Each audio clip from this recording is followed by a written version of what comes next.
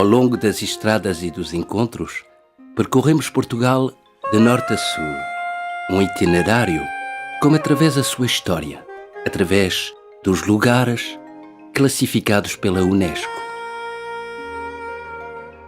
Encontramos pessoas que amam tanto estes lugares a ponto de os quererem partilhar conosco. Por isso, nada dissemos. Este filme é a história desses encontros, desses momentos, das suas vozes, dos seus olhares.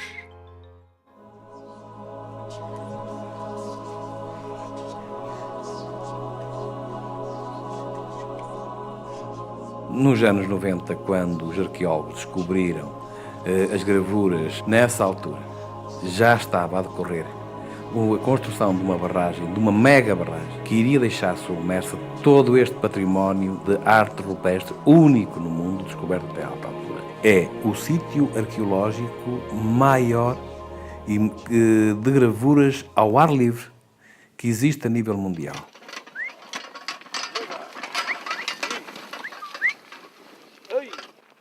Eu chamo-me António Sotero Ferreira, sou médico, natural de Vila Foscoa, sou casado, 50 anos e tenho 2 filhos. Quando há a descoberta das gravuras, ou quando elas foram mostradas ao público pela primeira vez, havia um grande problema, que era a construção de uma barragem enorme, que iria deixar debaixo d'água para o futuro toda esta riqueza arqueológica, toda esta riqueza paisagística. A barragem trazia água, trazia energia, mas destruía todo o valor patrimonial do Coa. E iria alterar muita coisa que foi conquistada ao longo de muitos anos pelas populações de Foscoa.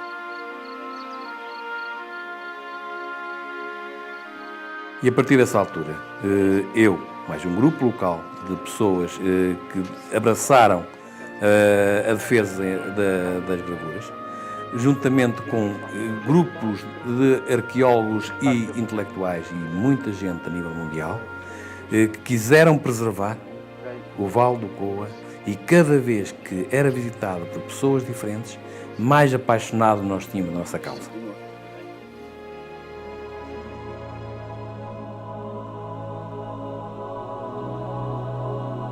Ao longo dos 17 km do rio Coa, encontra-se a maior galeria de arte ao ar livre do mundo. No Vale do Coa encontra-se o maior grupo de gravuras paleolíticas da Europa. Isso constitui um achado extremamente importante que veio dar uma nova visão ao nascimento da arte. E é extremamente importante a arte do Coa porque é o momento onde que o homem tem uma relação artística com o universo.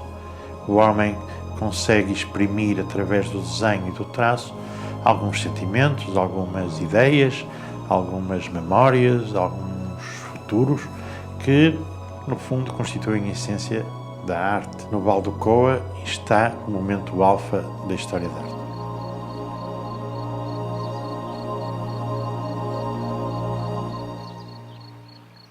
No Vale do Coa, calcula-se que nessa época existiriam cerca de 200 pessoas. 200 pessoas em 20 mil, que seria a população mundial. Pensamos que era muita gente. Muita gente que nos deixou uma grande cultura, que nos deixou um grande saber. Deixar perder esta cultura, penso que seria um grande desastre para a humanidade. Os painéis verticais que ocupam naturalmente as vertentes do Coa constituem uns quadros naturais visíveis de longe. Os pré-históricos utilizaram estes painéis verticais e gravaram figuras zoomórficas de animais. O homem do Paleolítico representa animais, representa aquilo que quer caçar. Se calhar é aquilo que ele quer prender para se alimentar. Coisa que verificamos na parte da Penascosa, onde há centenas de gravuras, onde estão representados vários animais. Se calhar era aquilo que o homem do Paleolítico queria aprender. Era aquilo que lhe interessava, era aquilo que gravava.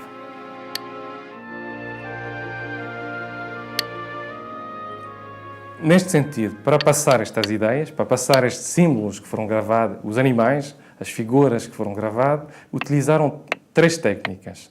Uma é a picotagem, com um pico, com um gesto assim de percussão na rocha.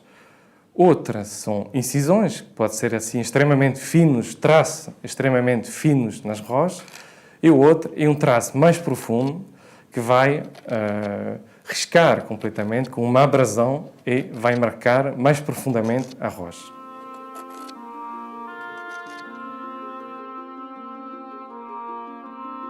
Nesta região eu gosto de tudo.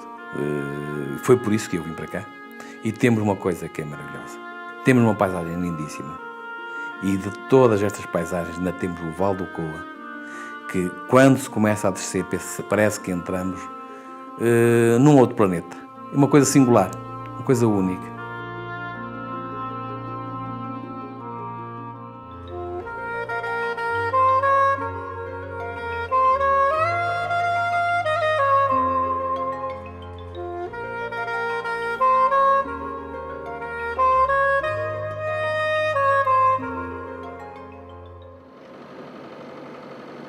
O meu nome é Pedro Carvalho, sou um dos herdeiros da Quinta de Santa Eufémia, tenho 32 anos e sou técnico de enologia.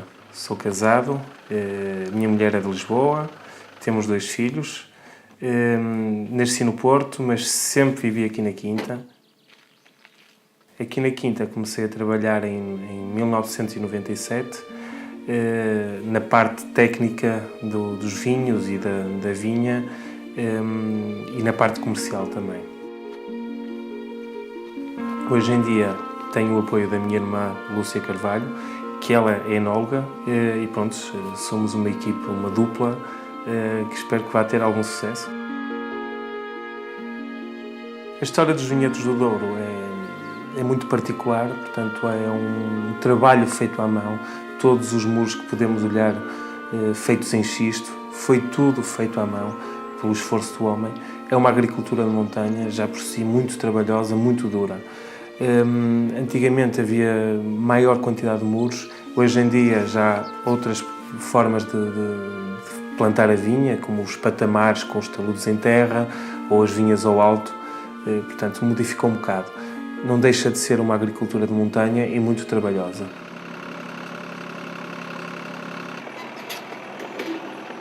Neste momento estamos no mês de abril, o trabalho na vinha em si está um bocado parado nesta fase, a vinha está a começar a arrebentar. Estamos a fazer uma adubação à superfície, nas vinhas que foram plantadas no ano passado, portanto fizemos a reconversão das vinhas velhas, atualmente temos a quinta toda mecanizada, são vinhas em patamares, com um bardo, um fio de vinha. É pintar comboio no centro da linha, é pintar comboio lá na estação, é pintar comboio lá no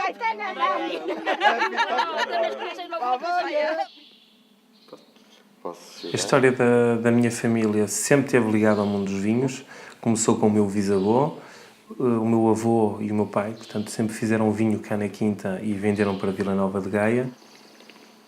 Antigamente levávamos o vinho para as casas exportadoras por barco, cascos no caminho de ferro e depois autotanques, não é?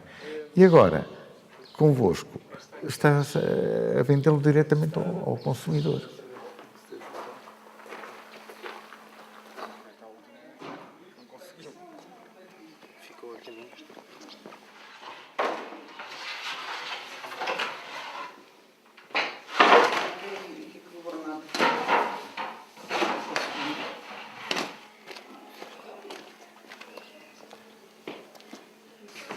Natalina. Olá. Olá, boa tarde. Boa tarde. Faz favor. Quanto é que é cada uma? São 3 euros as 3 e aqui é 1. Daqui pago uma. Olha, arranje mais uma. Mais uma? É.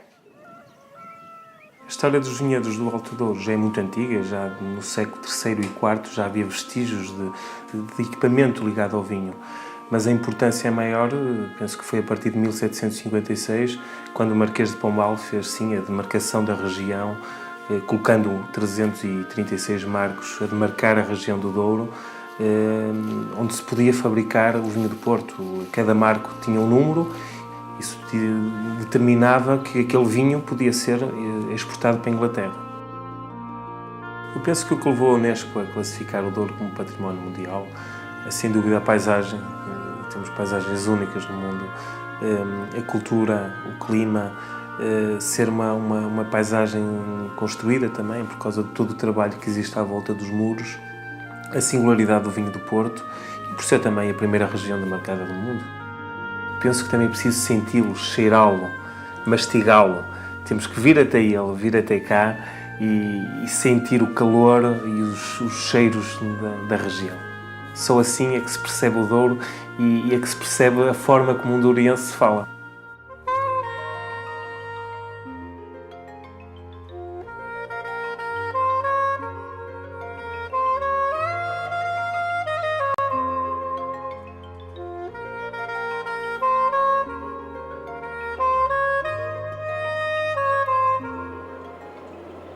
Temos um paraíso, temos realmente o centro histórico, é o coração desta cidade.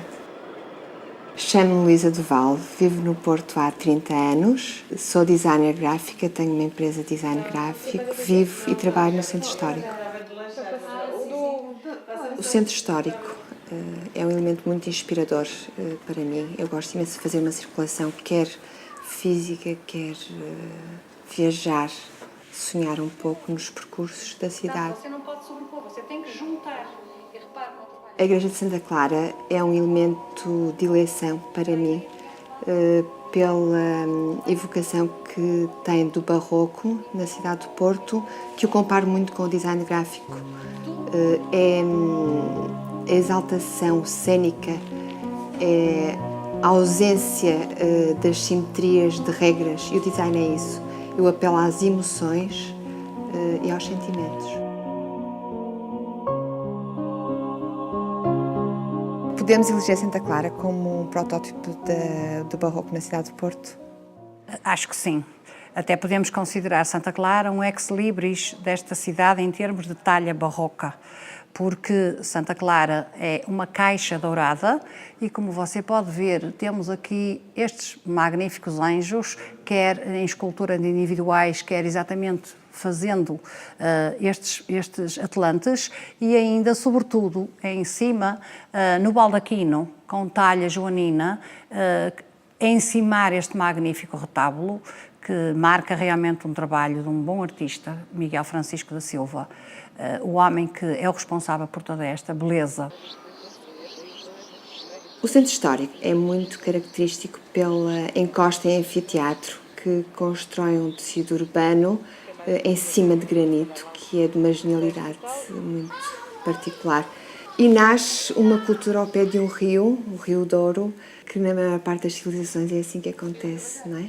E por isso esta zona nasce deste banho do Rio Douro. Por isso é que nós temos uma série de pontes, é um símbolo. O centro histórico tem mais de 1000 anos, por isso remonta para a época romana, medieval e dos Almadas. E isso faz com que tenhamos uma atitude bastante ligada ao passado, não é?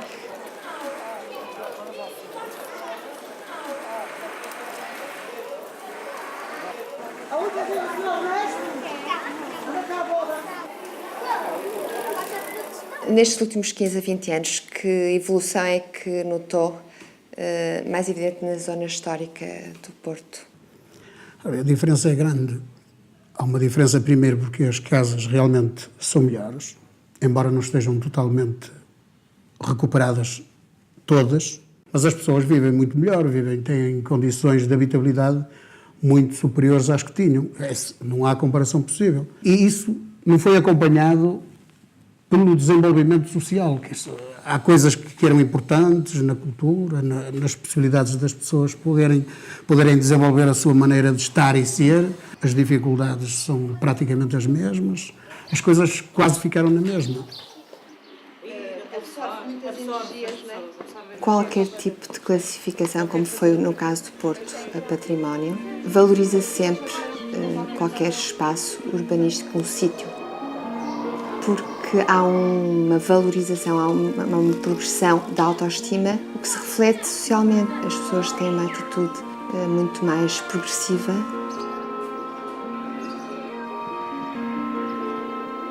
O que mais me agrada no centro histórico é a tal dicotomia que existe, que é a relação entre o passado e o futuro. É muito cromático e isso para mim é muito inspirador. Consigo ter contactos com as pedras mais remotas e com as situações mais atuais. Por isso há um grande duelo entre o passado e o futuro. E isso é muito inspirador para mim, muito. É isso que dá a cor a este centro histórico.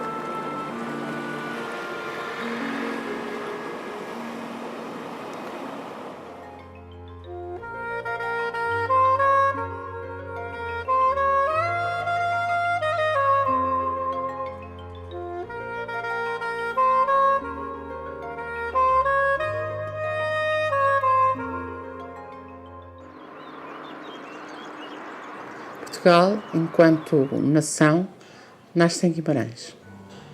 Alexandra Gesta, sou arquiteta, vivo em Guimarães há 23 anos. Eu aprendi a gostar do Centro Histórico de Guimarães. Eu aprendi a gostar da cidade de Guimarães porque me ensinaram a gostar das pessoas. É uma cidade guardando a sua memória, não apenas na sua memória. O Centro Histórico de Guimarães é objeto de trabalho e de observação desde há 20 anos. Usando técnicas e materiais tradicionais, quando olhamos uma fachada, mesmo após a sua intervenção, conseguimos perceber que ela tem 200, 300 anos. Com todas as pessoas que aqui vivem, trabalham e usam esta cidade, proceder-se a uma ação de reanimação física. Sr. Francisco, vamos fazer os rebocos para aqui, como fizemos na casa da Rua Nova. Vamos usar o mesmo traço para o rodízio do século XVII e para as paredes de fasquio do século XIX. Está bem? Ok. A partir de uma malha original medieval, com edifícios do século XVII, XVIII, XIX, que se ombreiam, estabeleceu-se como modelo, como objetivo, como filosofia, que a esta cidade devia corresponder um modelo de autenticidade. Uma autenticidade com, para todos, um direito à cidade. Um aspecto muito importante para nós é o facto de tentarmos conseguir fazer uma reanimação física ao mesmo tempo que se procede a uma reanimação no sentido de readaptação das vivências nesta cidade. Ou seja, todo o trabalho feito no tecido físico tem uma correspondente no tecido social. De tudo que acontece dentro das muralhas, o que sempre me encantou mais foi o albergue de São Crispim. Sabe porquê que eu estou a dizer isto? O albergue de São Crispim, onde vivem senhoras que, independentemente de terem ou não família, preferem viver sozinhas, embora não abdicando da liberdade de viver em pleno centro da cidade. Coisa, e tem pena de estar aqui em São Crispim? Não, pena não tem, gosta. Gosto muito e gosto da capela. Há sempre as minhas visitas, porque tenho liberdade das minhas coisas, de fazer o meu comer. Neste albergue vivem pessoas com o apoio estritamente necessário que lhes permite fazer a sua vida. É um exemplo do processo de reabilitação. A indústria de cortumes viria a ser, desde a Idade Média, uma das indústrias mais importantes do concelho de Guimarães. No momento em que a indústria de cortumes desaparece, finais dos anos 1970, ficam as estruturas que abrigaram a indústria de cortumes. Estas estruturas são fábricas com particularidades do ponto de vista da arquitetura muito interessantes. Podemos resumir que o tratamento das peles era feito entre tanques de granito e ripados de madeira. Aquele lugar foi um lugar muito duro. Foi um lugar que representa bem o que certos mistérios e certas produções obrigam. A partir do sofrimento, muitas vezes, conseguimos pensar e sentir melhor, ou depois do sofrimento. Provavelmente aí, a partir daí, nós teremos atitudes diferentes.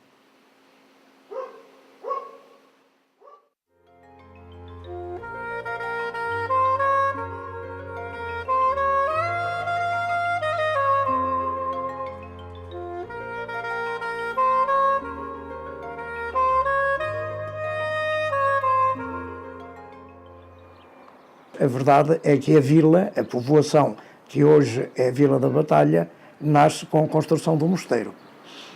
Eu sou José Travassos Mendonça Santos, nasci há 73 anos na Vila da Batalha e nasci numa casa muito próximo do mosteiro de Santa Maria da Vitória. Eu habituei-me a ver o mosteiro desde muito pequenino. Abria uma janela, era a primeira imagem que eu tinha, era do mosteiro. Portanto, ele exerceu uma influência muito grande na minha educação da sensibilidade. Cerca de 3 anos depois da Batalha de Aljubarrota, começa a construir-se o mosteiro de Santa Maria da Vitória, em resultado da promessa que o rei Dom João I, o rei de Portugal, tinha feito à Santíssima Virgem.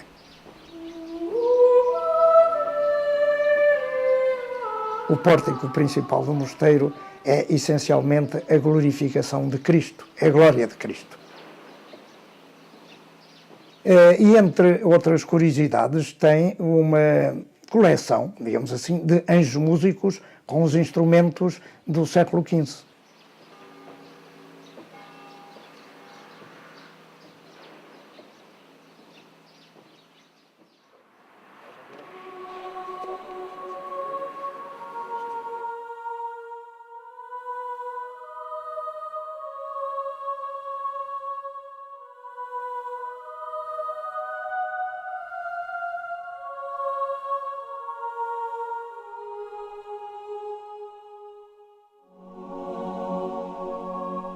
A Capela do Fundador é um monumento essencialmente gótico que foi encomendado a Huguete. A Huguete, que possivelmente era de origem catalã, que foi um dos grandes mestres da batalha, que dirigiu as obras entre 1402 e 1438.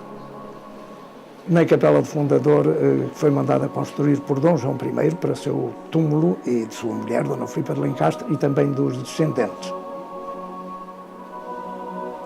O que é que quer dizer estas palavras? Olha, estas palavras... Para além de Dom João I, esta capela tem uma figura essencial sepultada, que é o infante Dom Henrique, o iniciador dos descobrimentos.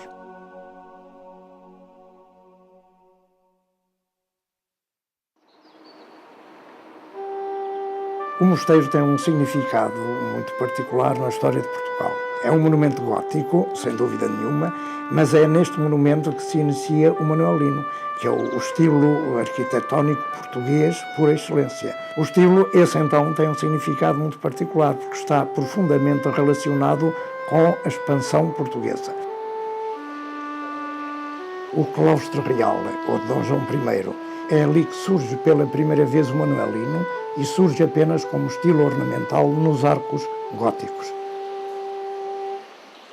Entre outros aspectos, há uma figura de Senhora do Ó, Senhora da Expectação, a Senhora que está grávida, que é muito curiosa porque tem como ornamento um colar de 6 mãos espalmadas.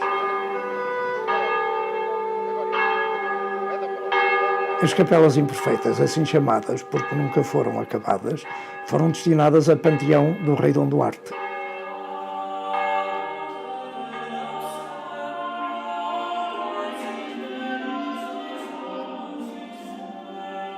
Estamos junto ao túmulo de Dom Duarte, que mandou construir este panteão, daí ter o seu nome, Panteão Dom Duarte. O seu túmulo teve durante bastante tempo na igreja, junto ao altar-mor, e nos anos 40, salvo erro, foi transferido para este espaço, aliás, onde se encontra. Que o mosteiro exerceu sobre mim uma ação pedagógica muito importante, sob o ponto de vista estético, mas também sob o ponto de vista histórico. Há um aspecto muito importante, é que ela é uma lição viva da nossa história. Aquele monumento foi erguido para nos lembrar que a independência, a liberdade da pátria é essencial. E, portanto, essa lição está presente e continuará até eu morrer.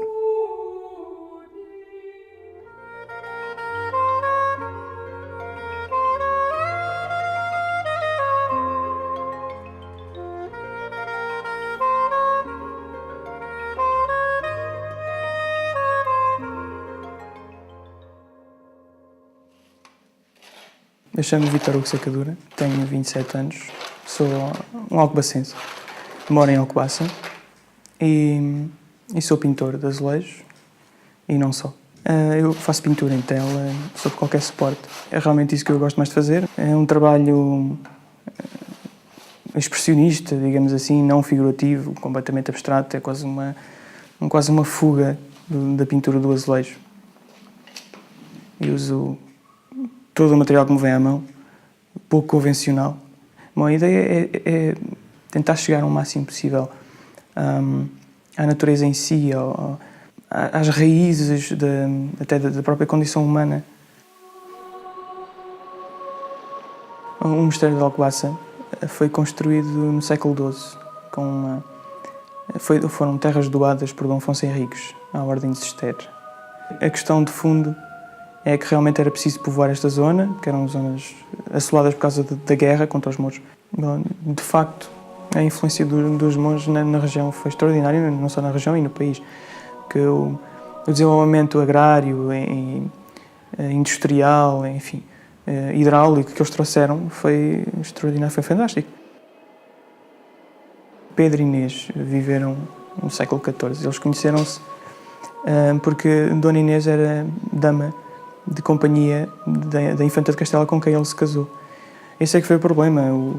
Então decidiram-se pelo assassinato.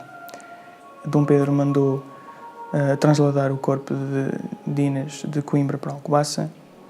Ele mandou fazer 2 túmulos fantásticos e mandou-os colocar frente a frente, um virado para o outro, para que no dia do juízo final eles pudessem levantar e a primeira coisa que vissem fosse um ao outro.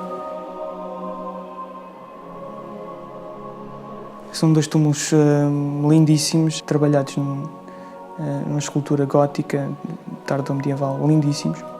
E no túmulo dela há uma representação do juízo final, em que mostra o dia em que os mortos se levantam, uns são engolidos pelas chamas do inferno, outros são elevados aos céus.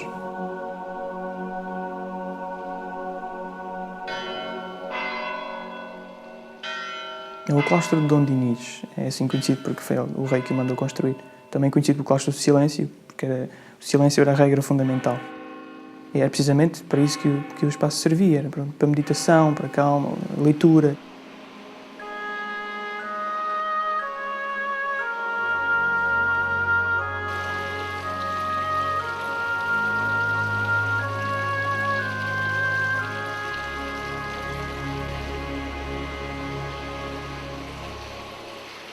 E realmente é um espaço extraordinário para quem quer passar um bocadinho a pensar, a meditar. É construída a partir do século XVI. Esta é a sala laboratório, portanto, onde fazemos mesmo as intervenções de conservação e restauro na escultura. Neste caso concreto, temos a escultura em terracota proveniente da Capela Relicário, que para nós é extraordinariamente importante, uma vez que é a produção clássica da chamada Escola dos Monges Barristas de Alcobaça. Neste momento está em curso toda uma intervenção de conservação e restauro que abrange a escultura e as dependências de onde ela vem, a Capela Relicário e a Sacristia Manuelina. Portanto, temos as várias peças, umas já restauradas como aquela que está ali à nossa direita, outras a aguardar o momento de entrar em restauro e outras em meia intervenção.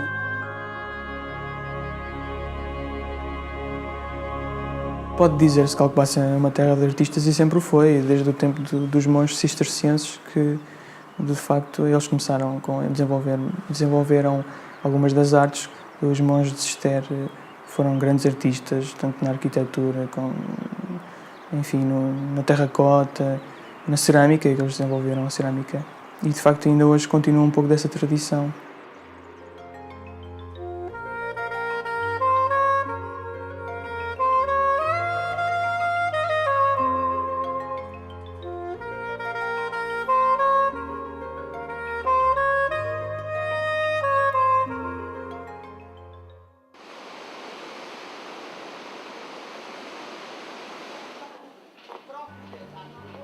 Sou Carlos Veloso, sou professor do Instituto Politécnico de Tomar e vivo aqui há perto de 17 anos. Considero esta cidade uma cidade extraordinária em todos os aspectos.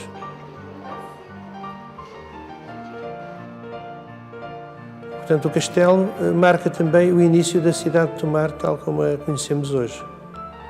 Embora houvesse ocupação humana provável anterior, é a partir de 1160, quando o Aldim Paes manda construir o Castelo Templário, que de facto assistimos a um povoamento forte desta região. A falar de Tomar é a falar dos Templários, os cavaleiros monges que combateram na Palestina, nas Cruzadas. Não há dúvida que os Templários e a Ordem de Cristo, cada uma à sua maneira, marcaram profundamente o seu tempo. Os cavaleiros templários, por seu lado, contribuíram para a defesa e para a reconquista cristã da Península Ibérica, especialmente a partir deste castelo.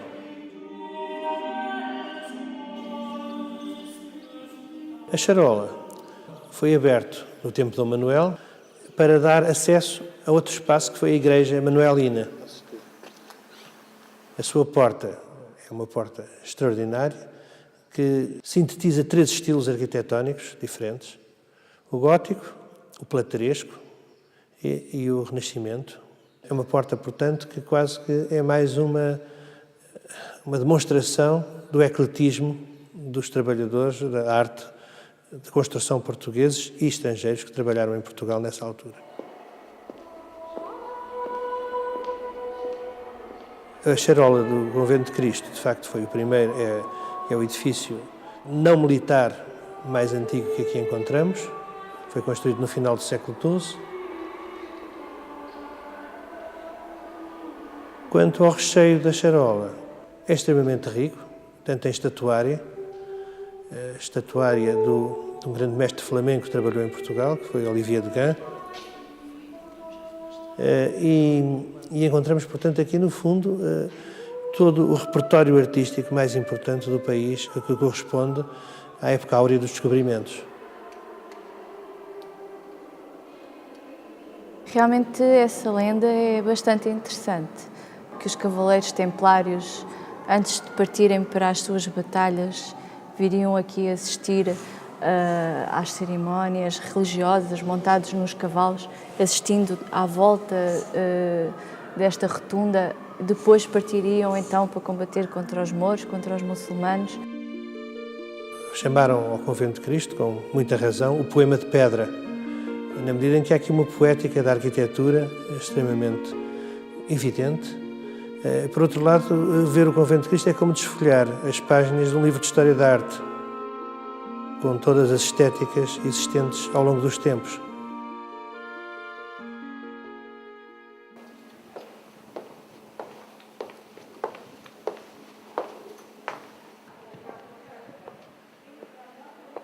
A famosíssima janela, que é o Ex Libris de Tomar, e que tem sido alvo de muitas polémicas sobre a interpretação. Seja qual for o verdadeiro sentido da janela, sem dúvida que é uma obra de arte extraordinária e invulgar, e quanto a isso não há polémicas possíveis.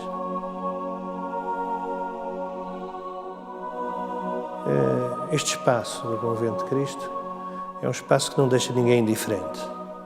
À cor, à luz, ao entrecruzamento de espaços, corredores, escadas, níveis diferentes. Portanto, há todo um conjunto de estruturas que impressionam fortemente quem aqui vem.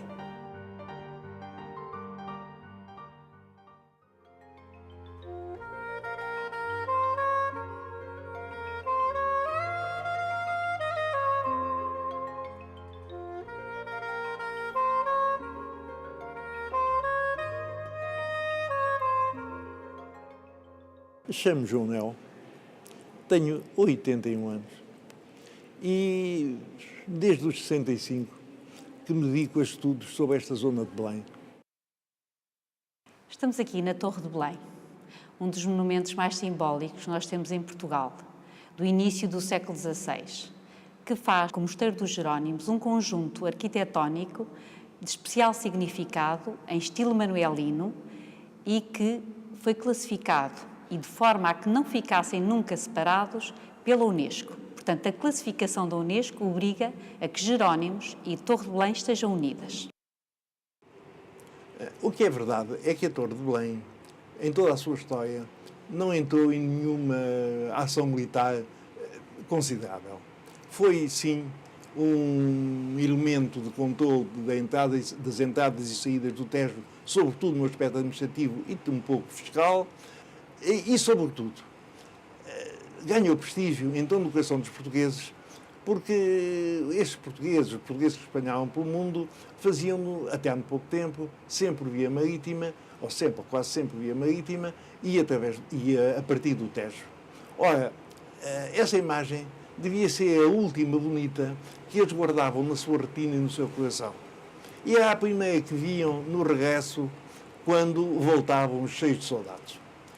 Talvez por isso, certamente por isso, a Torre de Belém ganhou cada vez um maior significado no coração dos portugueses, tornou-se mesmo por esse facto um ex-libris de Portugal, talvez no mesmo título, como, por exemplo, a Torre Eiffel para os franceses e a Estátua da Liberdade para os americanos.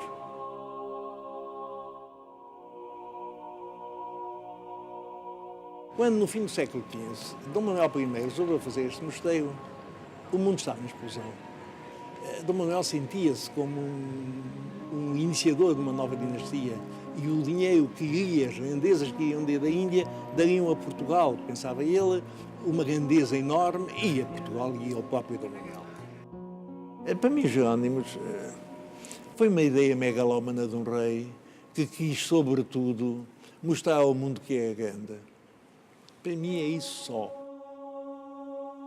Desde a sua construção, que a ideia de que o Mosteiro dos Jerónimos foi mandado construir para comemorar a descoberta do domínio marítimo para a Índia, ganhou forma, fixou-se na ideia dos portugueses. E, por essa razão, ele tornou-se o símbolo da obra histórica mais notável, ou pelo menos tomada como tal, que os portugueses fizeram no mundo. E essa obra histórica mais notável, esse feito mais glorioso, foi a descoberta do domínio para a Índia, o domínio nessas paragens. Para exaltar tudo isso, em 1880, organizaram-se uns festejos grandiosos que tiveram como ponto fulcral a transladação para os Jerónimos daquilo que se consideravam os restos mortais de Camões e de Vasco da Gama. Porquê Camões e Vasta Gama? Porque foram consideradas as figuras máximas dessa epopeia. O Camões, porque a cantou, o Vasta Gama, porque a iniciou.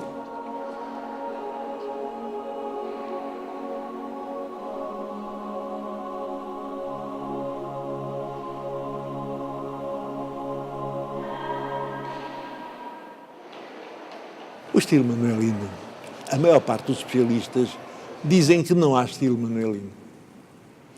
O estilo manuelino é um gótico tardio, que tem umas misturas que talvez surgiam cabos náuticos, talvez surgiam e talvez não surgiam cabos náuticos. É um gótico tardio.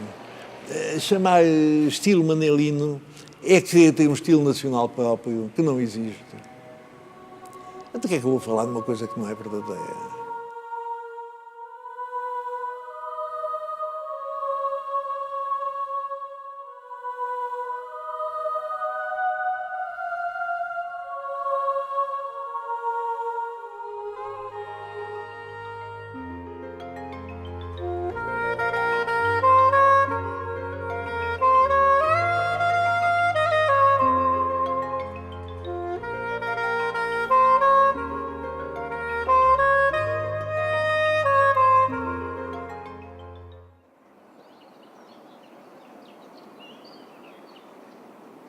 O meu nome é Francisco Sagato de Almeida, sou um residente e morador em Sintra, nascido em Sintra, tenho 37 anos, sou descendente de 3 gerações de Sintra, nunca vivi noutro sítio senão em Sintra.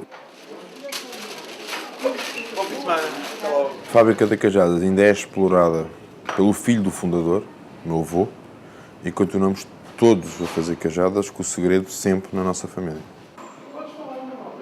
Teve a particularidade de ser uma casa que só produzia cajadas de Sintra. Ainda hoje é uma casa que faz cajadas de Sintra nos métodos mais antigos e com as receitas iguais a 1931. É um doce à base de queijo, onde tem inserida a canela, o açúcar, o ovo e a farinha. Isto é uma maravilha, está um dia fantástico ainda por cima hoje. Está com uma luz extraordinária.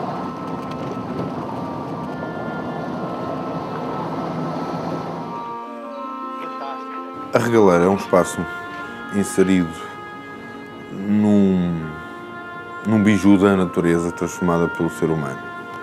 É claro que, ao ser transformada, foi transformada pela qualidade monárquica e com a especificidade do dono. Este dono era um homem de grande ascendência monárquica, brasileiro, radicado no Brasil, mas com sangue português. Ao vir para Portugal, fez o Palácio da Regaleira. É um palácio extremamente romântico, onde todos os jardins são românticos, toda a tendência do romantismo, na expressão máxima do romantismo de Sintra.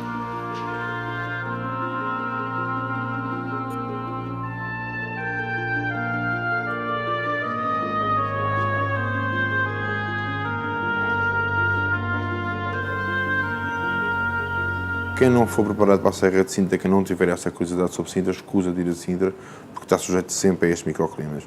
Uma das vezes irmos num dia de sol fantástico e chegámos lá e estava completamente a chover. Isso é um microclima de Sintra, é um microclima da vegetação de Sintra, do fantástico parque e da seleção de árvores que temos em Sintra. Por isso é que Sintra é o que é e o Parque da Pena é um ex-libris.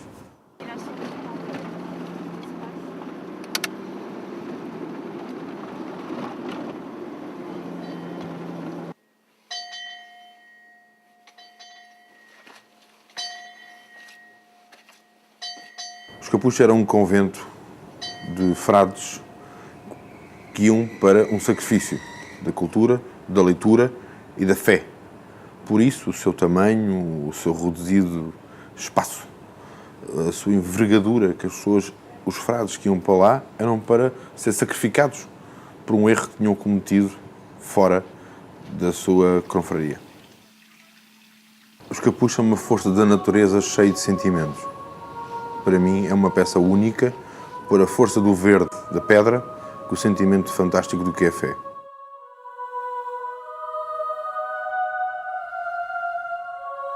A força da natureza, o sentimento que se tem dentro daqueles muros E o sentimento que se tem dentro daquelas casas é tão forte, que quando se está sozinho, acho que dá pensamentos fantásticos de irmos àquele espaço que é os Capuzes.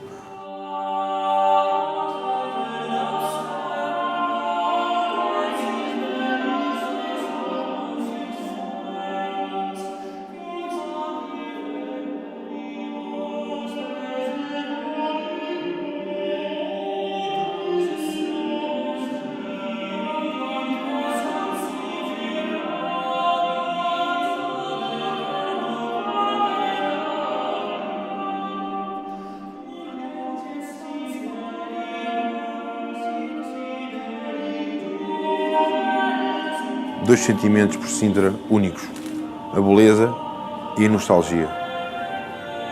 Sem pasmos de dizer isso, como dos sítios mais belos do mundo e com a nostalgia mais fantástica e mais romântica do mundo é Sintra.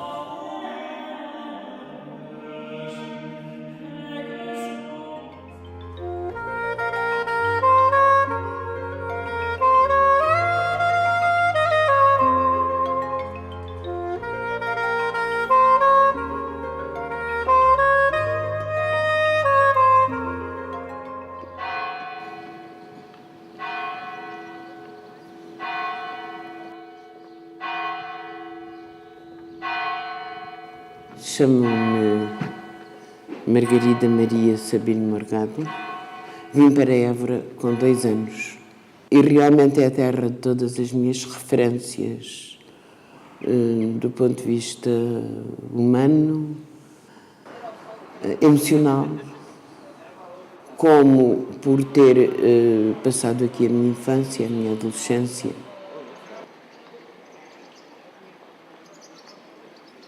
Temos por trás de nós o Templo Romano, que data talvez do século I depois de Cristo, dedicado talvez a Júpiter. Estamos num espaço simbólico, sacralizado. Era o espaço de todos os poderes religiosos e civis. E militares. Desde o tempo dos romanos. Este lugar é a Acrópole da cidade.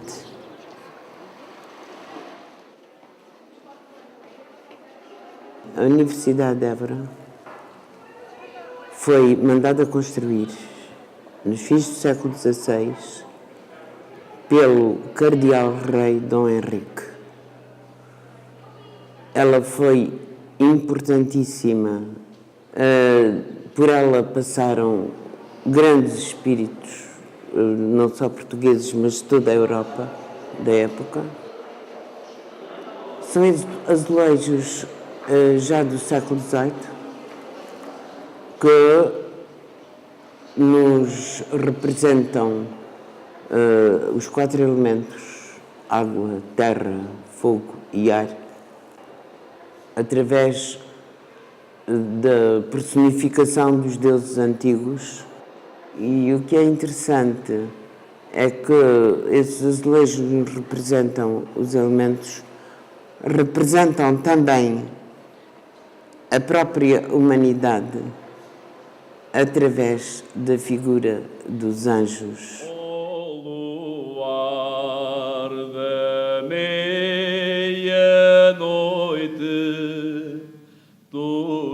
Estes homens são os cantadores de Évora.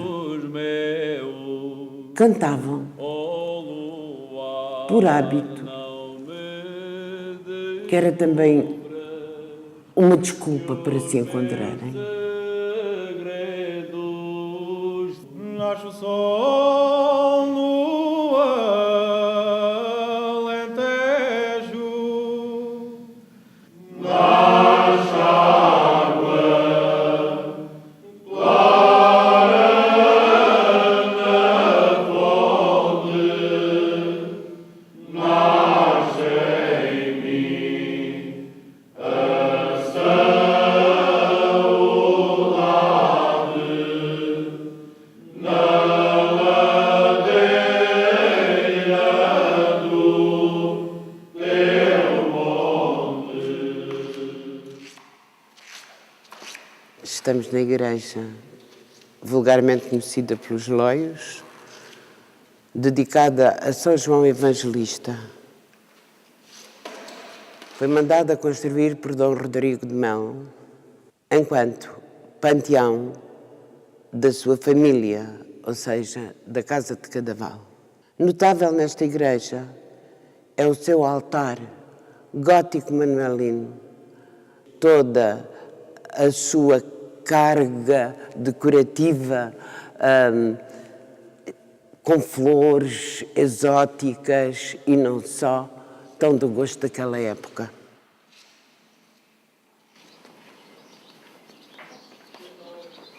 Esta cidade que eu atravesso e que me atravessa, por onde passeio, por onde ando, através da sua toponímia, desperta-me um sentimento estranho de curiosidade.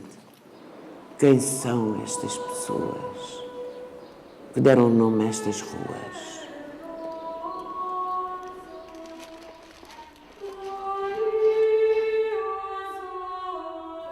Évora, enigma de ruínas, sob um céu azul, intensamente azul. O olhar perde-se nas esquinas, embatem sombras, liberta-se em luz. Évora dos súbitos labirintos que perdidos percorremos, sem bem saber como entramos, por falsas encruzilhadas de segredos e segredos de moiras empardadas. Évora, milenar menina, crescida em ermos de solidão, espreitando pelas esquinas de promessas não cumpridas, à hora prometida, em vão, eternamente em vão.